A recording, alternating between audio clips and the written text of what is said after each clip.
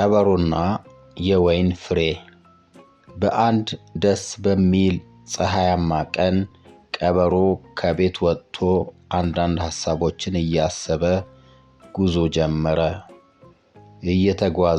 እየተጓዘ ከቆየ በኋላ ትንሽ ድካም ሲሰማው ጥላ ያለበት ዛፍ ስር ቁጭ ብሎ ማረፍ ፈለገ።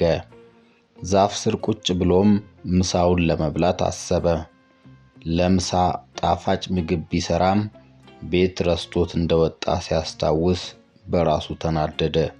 በዚህ ወቅት በንዴት ምን አይነት ሞኝ ቀበሮ ነኝ አለ ለራሱ። ትንሽ አረፍ ብሎ ቀና ሲል ቁጭ ያለበት ዛፍ ስር በሕይወት ዘመኑ በልቶት የማያውቀው ጣፋጭ የወይን ፍሬ ተንጠልጥሎ አየ። በጣም ደስ አለው። የወይን ፍሬዎቹ በጣፋጭ ጁስ የተሞሉና ለመብላት የደረሱ መሆናቸውን ሲያይ አፉ በምራቅ ተሞላ። ምሳዬን እነዚህ ጣፋጭ ፍሬዎች በመብላት ሆዴን እሞላለሁ ብሎ የወይን ፍሬውን ለማውረድ ከዛፉ ስር ብድግ ብሎ ተነሳ።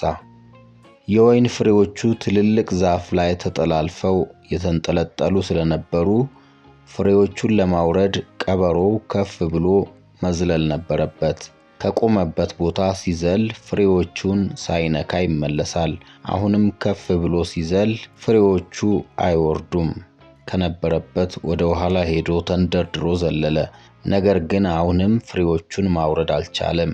በተደጋጋሚ እየዘለለ ፍሬዎቹን ለማውረድ ቢሞክርም በጥፍሮቹ የተንጠለጠሉትን ፍሬዎች እንኳን መንካት አልቻለም።